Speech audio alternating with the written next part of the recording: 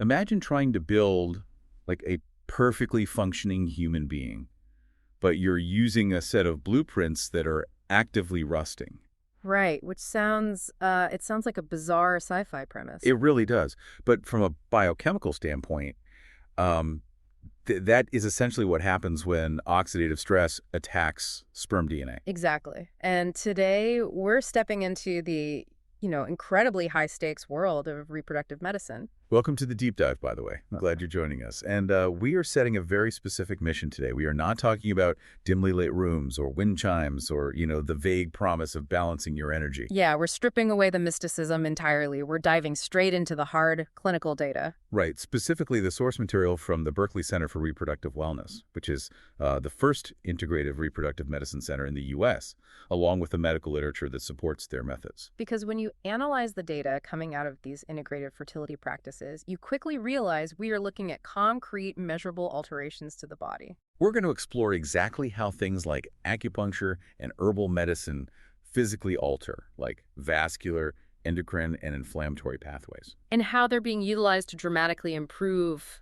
egg and sperm quality. Yeah, because when a patient is going through assisted reproductive technology RT, like IVF or IUI, they're investing immense emotional energy, and let's be honest, tens of thousands of dollars. Right, they absolutely do not need a placebo. Exactly.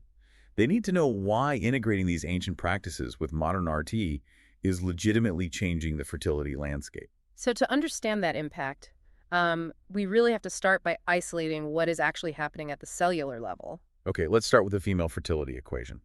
Mechanics over mysticism, right?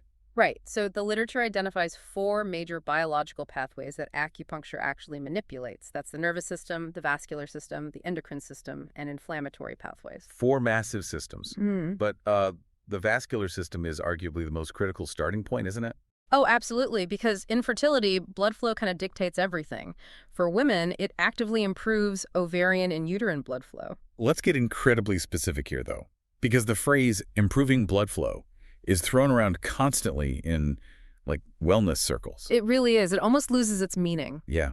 So how does inserting a microfine needle into the skin of the leg or, the abdomen actually force blood vessels in the pelvic floor to widen?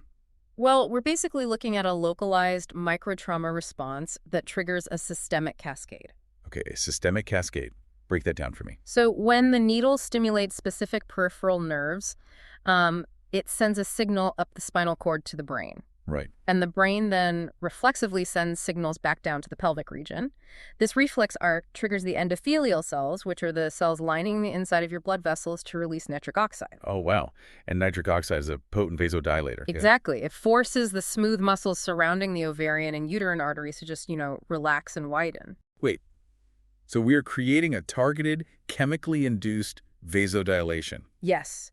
You're fundamentally changing the ratio of nutrients to waste in the immediate environment around the ovaries. That's wild. It is. That increased volume of blood delivers a significantly higher concentration of oxygen, macronutrients, and hormones directly to the developing follicles. And I'm guessing that widened vascular highway also lets the body, efficiently flush out all the cellular waste. You got it. It flushes out dead cells and metabolic byproducts that accumulate and kind of stifle cellular growth. When you describe it as a localized infrastructure change, it makes all those traditional analogies feel completely inadequate. How do you mean? Well, if the ovary is a manufacturing plant, acupuncture isn't just sprinkling magic dust on the roof and hoping for a better yield. Right. No magic dust here. It's more like upgrading the local power grid and widening the supply roads leading into the factory. That's a perfect way to look at it. We're optimizing the blood flow and hormone signaling so the biological factory actually has the raw materials required to produce a much better product, meaning, the egg. And it's important to note that it's supporting follicle development and improving the environment surrounding the egg by also regulating stress-related hormone signaling. Okay, wait. So widening the supply roads with acupuncture is great. Yeah. And I have to ask, what happens on the days between treatments? Right, because the acupuncture session doesn't last forever. Exactly. The reproductive factory has to keep running continuously. So how do we maintain that environment? Well, this is where the biochemical bridge comes in.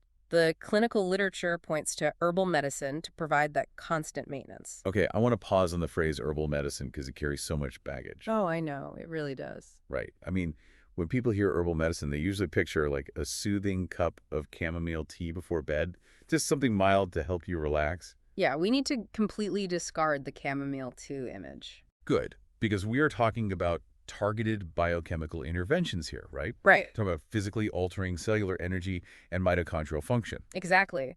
The botanical formulations used in integrative reproductive medicine provide ongoing biochemical support between acupuncture visits. So they're doing heavy lifting in the background. They really are. Their compounds specifically support antioxidant defense, they reduce the systemic inflammatory burden, and they assist mitochondrial energy production. Let's break down that inflammatory burden piece.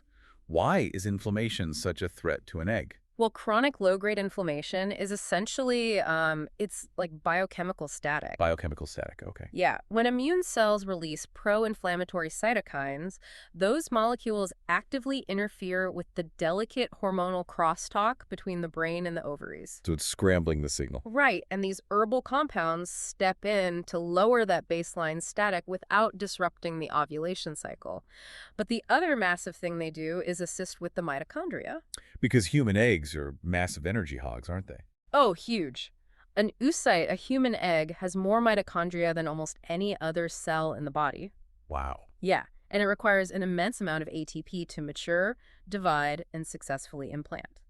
If the mitochondria are sluggish, the chromosomes don't separate correctly. Which leads to chromosomal abnormalities. Exactly, which is a leading cause of miscarriage and failed IVF cycles. So the herbal formulations are literally feeding the power plants inside the cells. Yes.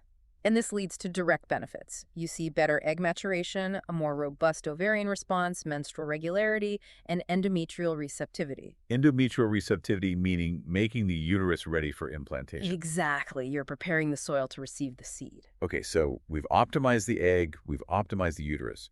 But fertilization inherently requires two healthy components. Yes, it absolutely does. And fertility is way too often framed strictly as a women's health issue. So we need to look at the missing half of the equation here, the male factor. Which is crucial because male factor infertility accounts for roughly 50% of all infertility cases. Right, so do these exact same tools affect sperm in a similar way? They really do. The sources outline that acupuncture improves testicular circulation, which logically tracks with our earlier discussion about vasodilation. So applying that same principle of enhanced nutrient delivery and waste removal to the sperm-producing cells. Exactly. But the mechanism that is really fascinating here is how it significantly lowers oxidative stress in men. Okay, oxidative stress. Yeah. Tell me more about how that impacts the sperm specifically. Well, sperm cells are uniquely vulnerable to their environment. A sperm cell is essentially like a microscopic torpedo designed for one singular mission: deliver the DNA payload. Right, they strip down to become as light and fast as possible. Yes, they shed almost all of their cytoplasm. The cytoplasm is where a cell stores its natural antioxidant defense enzymes. Oh, I see. So by stripping it away, the sperm sacrifices its internal defense systems. Exactly. It becomes highly exposed to free radicals. And if a man has high oxidative stress, those free radicals just bombard the sperm, essentially rusting out the cellular membrane. Which brings us back to the rusting blueprints analogy from the intro. Yes. That rust penetrates the cell and attacks the payload itself. It causes DNA fragmentation. Okay, this is the part that genuinely shocked me. It's fascinating that it improves DNA integrity. It changes the whole paradigm. It really does, because we tend to think of DNA as this completely fixed, untouchable code, like a vault. But this implies that lowering oxidative stress through these treatments actually acts as a physical shield. Conceptualizing it as a physical shield is highly accurate. It's protecting the genetic blueprint of the sperm from getting scrambled before it's even delivered. Right, and when you combine the acupuncture with herbal medicine, which supports hormone balance and cellular energy, it leads to incredibly concrete results. Like what? What are we seeing in the data? You see healthier sperm concentration, so a higher absolute number of sperm. Okay, more sperm. Plus improvements in motility, which is their movement, morphology, which is their shape, and liquefaction. That is just incredible. We're actively protecting the blueprint of a future child. We really are. Which brings us to the ultimate breakthrough, and honestly, the reason places like the Berkeley Center exist. Right, the integrative synergy. What happens when these modalities are combined? Yes, because the best outcomes occur when both are used together. Acupuncture improves the regulation and circulation, while the herbal medicine provides the continuous internal support. And this is exactly what the Berkeley Center for Reproductive Wellness specializes in, right? Exactly. They were the first integrative reproductive center in the U.S.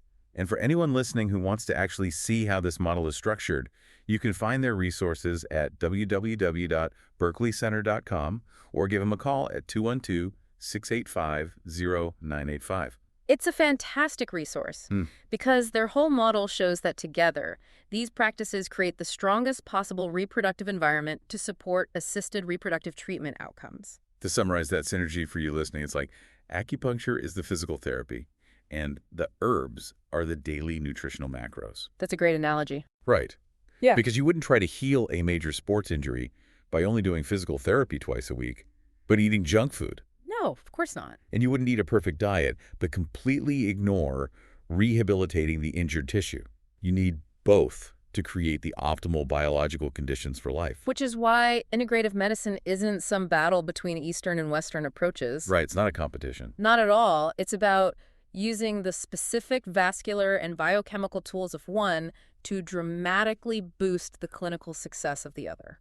You are stacking the deck in favor of life by leaving nothing to chance at the cellular level. And demystifying the process along the way. Absolutely. The mysticism just vanishes when you look at the mechanics. Yeah. But looking at the sheer mechanical power of these tools leaves me with one final kind of mind-bending question for you to ponder. Buzz. What's that? Well, we've just spent this deep dive exploring how acupuncture and herbal medicine can actively alter mitochondrial energy, right? And protect DNA integrity to literally help create new life.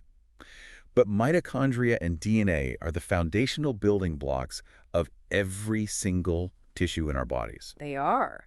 So if we can successfully utilize these integrative tools to supercharge cellular energy and halt genetic degradation in an egg or a sperm, how might medical science eventually map these exact same cellular defense mechanisms onto extending human longevity? Wow. That's a massive thought. Right.